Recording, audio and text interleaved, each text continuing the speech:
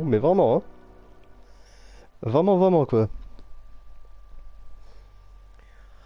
Oh là, mon dieu. Ouf. Alors, attends, qu'est-ce qui se passe là derrière? Est-ce qu'on aura une petite cinématique, une cutscene à la fin? Non. Non, non, on en a eu assez. Et franchement, le, le jeu est impeccable. Franchement, c'est du top sur top. Enfin, c'est top de chez top, mais c'est waouh. Oh, alors déjà, on peut refaire une nouvelle partie tout de suite, ce qu'on va ce qu'on ne va pas faire du tout. Je me disais, comme j'allais pas faire une vidéo de 4 minutes, j'avais hésité à vous le mettre en vidéo. J'espère que j'aurai le droit de vous le faire en vidéo. Hein. J'espère que YouTube me fera pas chier. En même temps, c'est pas avec les 2-3 pauvres vues que je fais par vidéo. Et encore sur Hellblade, c'est vraiment pas là où je fais le plus de vues. C'est vraiment pour le plaisir que j'ai fait ce jeu. Et franchement, Dieu que même si ce jeu m'a fait mis mal à l'aise, franchement, honnêtement, je le recommanderais à des gens, quoi. Je veux dire, franchement, ça fait partie des jeux, franchement, je pense qu'il faut avoir fait au moins une fois dans sa vie, quoi. Le jeu, j'y rejouerai pas, hein, sûrement pas, ou alors vraiment, il faudrait que ça me prenne comme une envie complètement folle. Mais le jeu, waouh. Il y a un autre mot, putain, je vais me répéter, je vous le redis, juste le jeu ne fait pas semblant.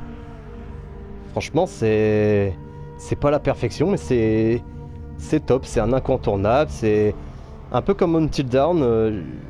Faudra peut-être que, si jamais un jour j'ai l'occasion, peut-être que je ferai un let's play sur Until Dawn. J'ai déjà joué une fois. Mais honnêtement, putain, le jeu, c'est comme Until Dawn, c'est des jeux. Même si le gameplay peut être un peu chiant sur Until Dawn, même si sur Hellblade les énigmes sont longues et chiantes, même si le jeu peut te rendre fou. Honnêtement, faut les faire au moins une fois. Ça coûte 30 euros, peut-être qu'aujourd'hui ça coûte un peu moins. Sauter sur l'occasion, c'est des tueries. Par contre, sur Until Dawn, il faut avoir que la PS4. Moi, je suis un joueur PS4, PlayStation 3, PlayStation 2, PlayStation. Voilà, vous attendez pas à avoir des jeux sur PC sur mon truc. Peut-être Xbox One parce que j'ai acheté Rise of Rome juste pour avoir le jeu parce que je rêve d'y jouer. Et peut-être que je ferai un let's play dessus. Enfin bref, c'est un sujet. Je vous donne mon avis, hein, c'est un peu long, mais franchement, Dieu que ce jeu était bon. Pour revenir sur le personnage de Senua, je vous dis, le jeu te laisse vraiment... Même si la fin te donne une réponse assez claire, franchement, le jeu, au fil de l'aventure, Ah, ça fait travailler ton imagination, quoi. Franchement, il n'y a pas d'autre mot. J'ai pas joué à un jeu comme ça. Je crois que c'était la première fois que je jouais à un jeu comme ça de ma vie. Et honnêtement, je le recommanderais. Et j'espère, pour ceux ou celles qui auront les rares qui verront ma vidéo, j'espère que ça vous donnera envie. J'espère que ça vous donnera envie d'y jouer. Faites un peu comme moi j'avais fait, hein, regardez faut regarder mes let's play, attendez un peu pour que les énigmes soient plus trop frais dans votre tête. Mais honnêtement, ce jeu vaut le coup, quoi. Le jeu te tient jamais par la main, il te file jamais vraiment des indications claires, il te fait tourner en rond, ça c'est vraiment chiant. Mais au final, les petits défauts du jeu, enfin les petits ou gros défauts du jeu, ça dépend de votre personnalité. Les défauts du jeu sont limite un gage de qualité, parce qu'en fait la difficulté te donne envie d'y aller à fond, en fait, quoi. C'est te pousse à aller jusqu'au bout, de te dire putain je veux y arriver, quoi. Alors vous devez sûrement en connaître plein, des jeux comme ça qui vous donnent envie d'aller à fond, mais Dieu que je n'ai jamais ressenti ça sur un jeu avant ça, quoi. Bon allez, c'était mon avis, c'était Mister Alpha sur mon avis, et sur ce, je vous laisse avec le documentaire Hellblade. Go.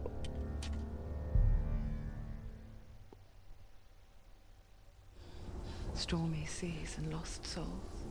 Who is it? She's dreamt of this before. It's coming. Is it? They say dreams are visions of our memories, thoughts and fears, as seen by our inner eye.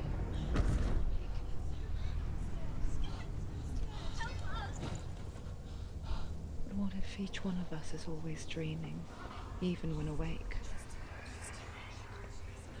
And we only see what our inner eye creates for us.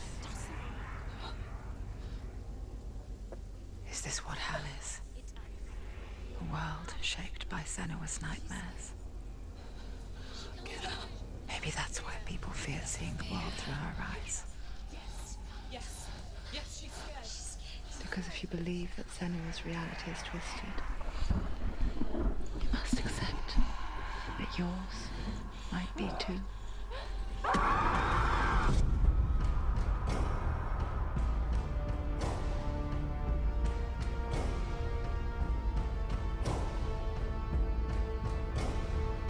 Hellblade: Senua's Sacrifice is a video game about Senua, a Celtic warrior on a vision quest into Viking territory.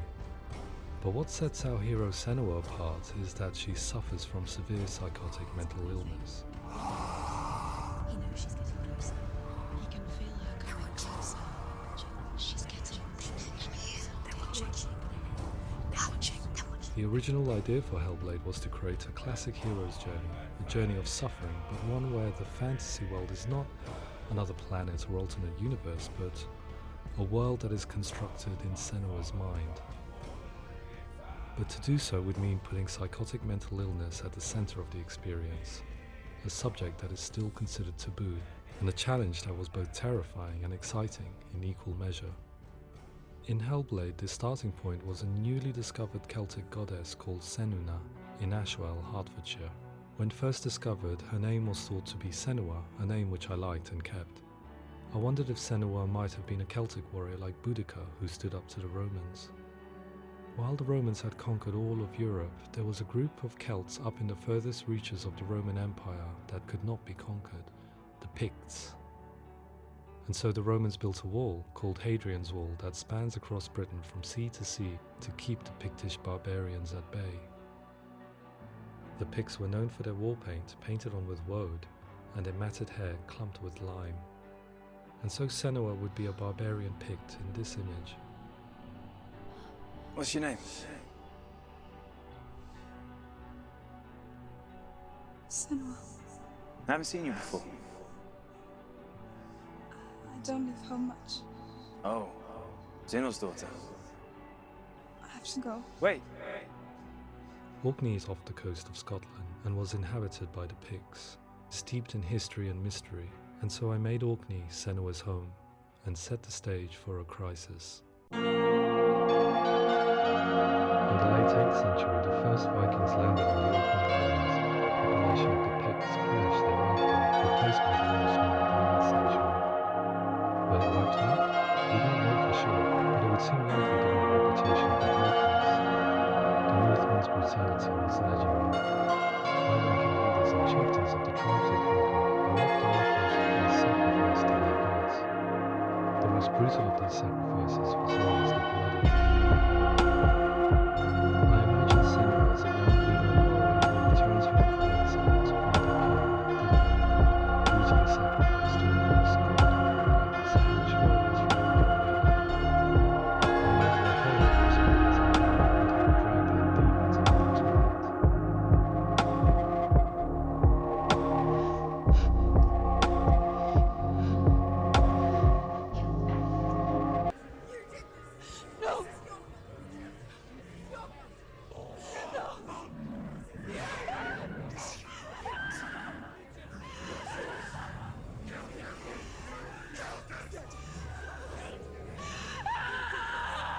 I came to learn that the Celts had a sophisticated and nuanced perspective on the nature of mental disorder.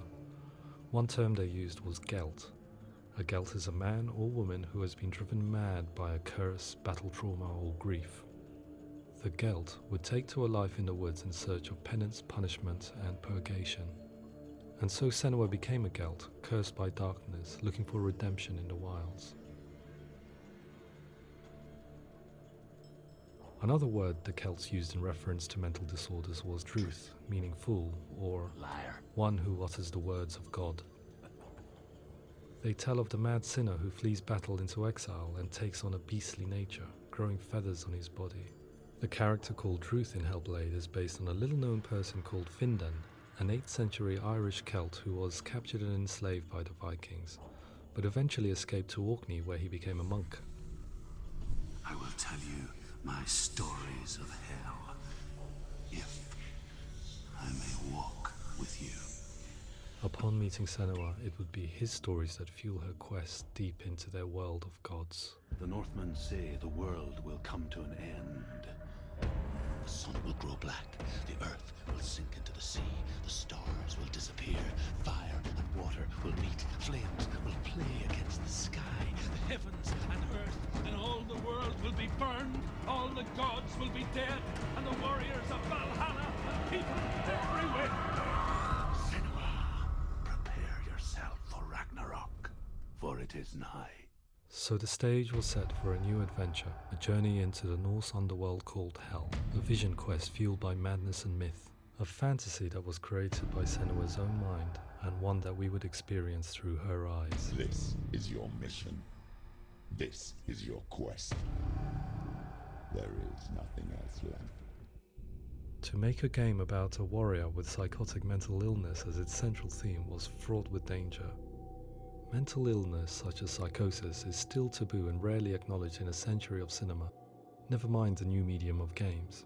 Where it does feature, it often conflates psychosis and psychopathy associated with a lack of empathy. It is unfortunate that these two words sound so similar that they are used interchangeably in media. I must admit that I didn't have to look very far to discover my own ignorance of the subject. So we reached out to Paul Fletcher, psychiatrist and professor of health neuroscience at University of Cambridge. Psychosis is a descriptive term, and it refers to having a loss of contact with objective reality. So it's characterized by two main sets of symptoms. One of them is hallucinations, where somebody experiences perceptions when there is no actual objective thing out there to perceive. You're already dead. Who are you? And the other is delusions, where somebody comes to very often bizarre, unpleasant, frightening beliefs when there's no good evidence in favor of them. There's no doubt about it. The source of the darkness is in Helheim, and the goddess Hela holds his soul there. We reached out to Welcome, a biomedical research charity that spends billions on research and awareness programs aimed at improving health. Mental health hasn't always been presented in the media in a way that is particularly helpful. It can be challenging to engage people with the subject matter, and there are a lot of preconceived ideas about mental health, and particularly schizophrenia and psychosis. So we hope our support allows the team to continue to collaborate with Paul Fletcher and with those who have experience of psychosis to create a game that provides a fresh perspective on the condition and allows audiences to engage with it in a way that just wouldn't be possible in any other medium. What started out as a brief consultation convinced me that we were only scratching the surface of an immensely deep and interesting subject that could enrich and change the very nature of the game. That's cool. Thanks so much for coming in. Pleasure. Thanks. It's really interesting for me. I'd love to be involved. I think it's fascinating. Absolutely. Our understanding of psychosis is still very much a mystery, and ways of treating it are still primitive compared to physical illness. After all, it is easy to see the pain and suffering caused by physical diseases or physical trauma. It is not so easy to see the mental suffering and trauma of severe mental illness. But what if we could find a way to see it? Games are capable of drawing you in for hours on end, playing the role of a character who is different from you, experiencing their perspective, and actively involving you in a world that functions with a different set of rules. That voice is not a command. Use that voice. Calls you to your death. It's an evil voice. If we were to represent Senua's psychosis, we would have to simulate voice hearing, a common attribute. But how can we simulate something we have no first-hand experience of? Professor Charles Fernyhough, a leading expert in voice hearing from Durham University, offered his help. Hearing voices is an experience that is usually associated with severe mental illness, and crucially we know that hearing voices is a part of ordinary life for many people who don't meet the criteria for mental illness. Yeah. Oh, that's not him in real life. We know voices vary according to where they appear in space. Voices can appear far away in the distance, they can appear right there in your ear, they can seem to be coming from inside your head. Based on the information Professor Fernyhough provided, I put together a sound brief and invited some actors to the studio. We recorded the actors using a binaural microphone, which records the 3D spatial position of sound, replicating the way sound is heard by human ears. It gives you an incredible sense that the person you are listening to is right there beside you. Can't see how she's going.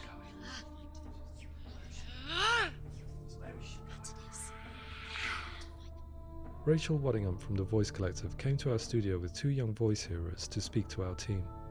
We talked at length about their experiences, and they listened to our tests, giving us feedback on how we could improve on it. Everyone hates her. She's cursed. It's very hard to represent what this experience is like, partly because it's such a personal, intense, emotional experience. It's testament to how Ninja Theory have been listening to what the researchers are saying, but also crucially listening to the experts by experience. What they've come up with is so compelling. It's by far the best representation I've heard of what these experiences are like.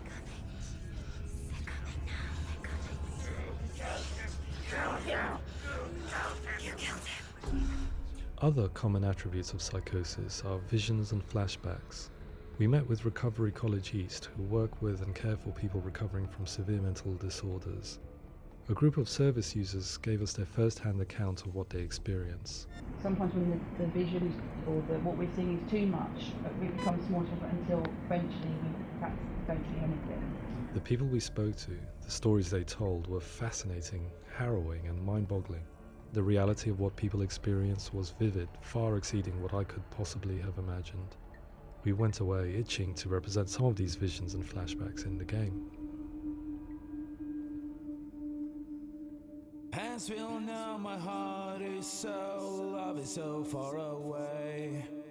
Don't you know how I wanna feel deeper? I could never know how you grow, all these days are killing me. Now I see deep in me insanity does unfold. I just wanna feel deeper, deeper. I just wanna feel deeper, deeper.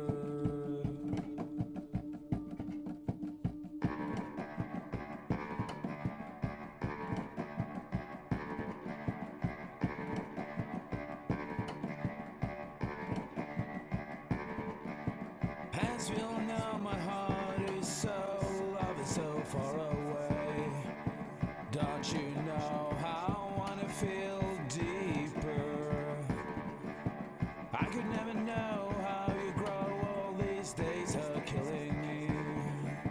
Feel like this, read like this, I just wanna live that song.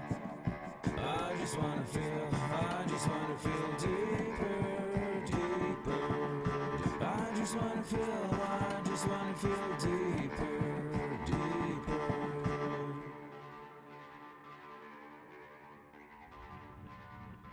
To refine our work, we continue to hold meetings with Recovery College East over the course of a year and a half, showing them what we had achieved so far and refining the in-game representations based on their feedback. With their help, flashbacks, visions and changes in perception were woven into the story and gameplay of Senua. The students that are involved in this project are incredibly excited about being involved. They have described the experience as being important because it values their lived experience and shows that despite what we have been through, all of that experience becomes valid, that actually it's something that we should all be talking about. The experiences described range from beautiful to frightening beyond comprehension. I heard of a girl who has to live with an angry voice screaming at her, slamming on her doors and walls 24 hours a day. I met someone who would often see hanging corpses in a room, so real that she would sometimes try to rescue them. The panic and fear that comes with such visions is entirely understandable, and it can be a living horror for some. Worthless, weak, pathetic. Go on, feel sorry for yourself, because there is no one left to do that for you. I was urged by one fellow that we should not shy away from showing this horror, and so I was perpetually torn in making Hellblade. Had we gone too far with our representations or not far enough? Broken and lost. Just like your soul. Come on.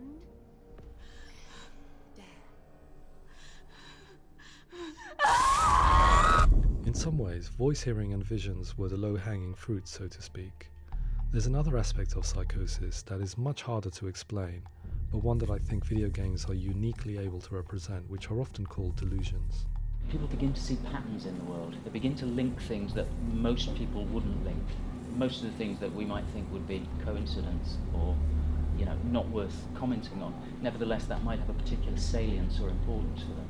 One individual described how everyday words, sounds, colours and objects were steeped in meaning to him, forming a strange and sinister puzzle that he was determined to solve but could not quite get to the bottom of. It's not just brain dysfunction, it's not it's not like the system shut down. It's actually an incredibly creative process. The person creates a world populated with voices and phantasms and terrors, and they're completely immersed in it. They believe in it. We often invite people into the studio to play the game. In one of our playtests, they played through much of the game, making associations between runes, secret messages, and the threat of darkness that stalked them. There are many things that happen in the world of Hellblade that make perfect sense within the context of Senua's mind.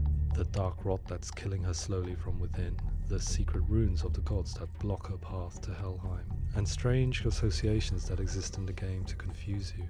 To complete Senua's quest, you have to internalize and accept the logic and meaning behind these things to progress. Afterwards, they said that they didn't see much evidence of mental illness in the game. People with delusions of all sorts would argue the same thing, that they are not aware of their experience being abnormal in any way. I need this sword. It's important. Representing perception changes and thinking patterns within Hellblade gives us a set of symptoms common in psychosis. But people with lived experience were keen to emphasize another point, that it is wrong to define a person by their symptoms. Quite often, the illness comes not from the symptoms, but from the stigma, isolation, and mistreatment that comes about from the rest of society. They say that I'm cursed. What if they're right?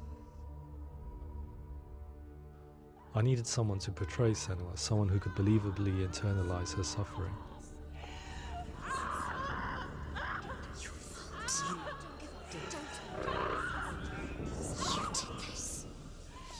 Melina Jurgens, our video editor, had been a stand-in for Senua over a few months while we perfected our motion capture techniques. Without realizing it, she had already auditioned for the role, and I knew her well enough to know that I didn't have to teach her to act, but to relive her own internal pain. As often is the case, those who have suffered mental anguish are never far from us.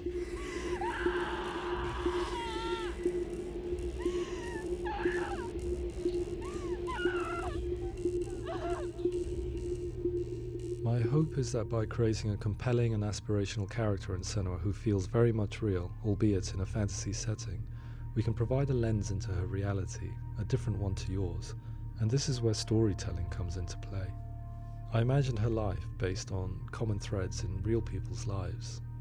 She was always prone to psychosis as a child. Her mother Galina also heard voices and had visions, so perhaps there was a genetic aspect. Or perhaps it was cultural, as she lived within a world without science, of gods and superstition, as exemplified by her druid father Zimbal. Psychosis developed in her late teens to early 20s and was exasperated by stigma and isolation at the hands of the clansmen and her father. This darkness. It's spreading. The trauma of seeing her lover Dillian sacrificed tips her over the edge, making her remodel her reality around a concept that connects everything: the darkness. So the question, is what Senua experiences real? Can only be answered by saying, yes, it is real. It is her reality. All of her suffering will have been for nothing. It's just a matter of time. Towards the end of the project, service users and professionals that had collaborated with us were invited to see the near-final game. It was a chance to see if the game had reflected their views or if it had misrepresented them.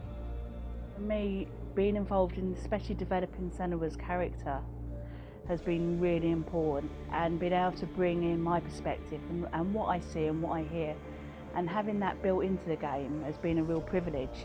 It's gritty and it's meaty, and there are some tough subjects in there that are being tackled with honesty.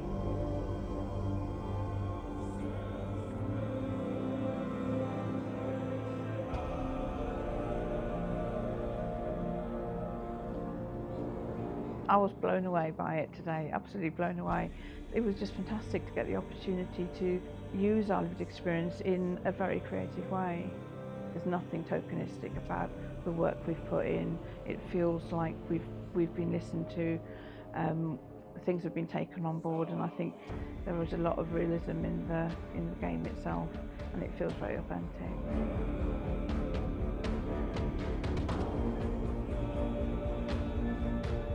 Hellblade will give people a good experience of what it's like to hear voices and have those experiences. I'm glad that the guys at Ninja Theory kind of asked us to come along and help them build an experience that's positive when it comes out, and get myself a copy and have a go.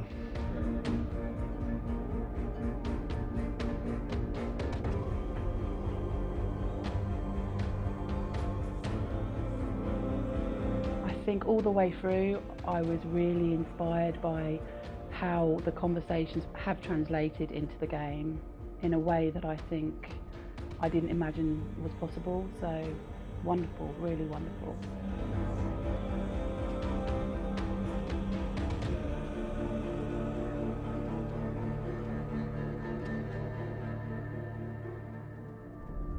I really hope that others will follow the lead they've set and use the power of something like a video game to change people's perceptions, to increase understanding, and ultimately to make some of the stigma around voice hearing and other experiences go away.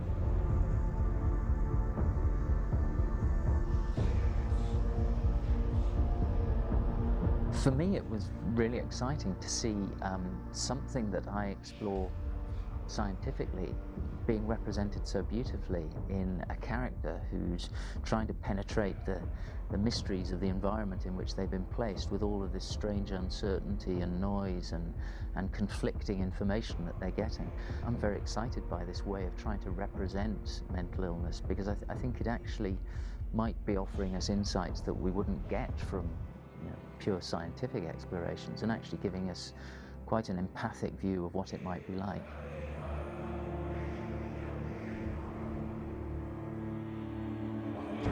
Mental illness has been with us for as long as we have been on this planet, but why? Why hasn't evolution stamped out this weakness from within our gene pool? I often pondered this question until I realized that the question had an inbuilt flaw. It assumes that being and thinking differently is a weakness.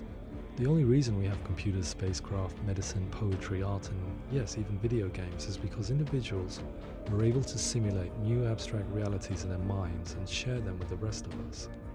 We need people to be willing to see differently in order for us to progress and survive as society. And we need to be open to these new ways of seeing. And it is this spirit that motivated me to create Senua's story and share it with you.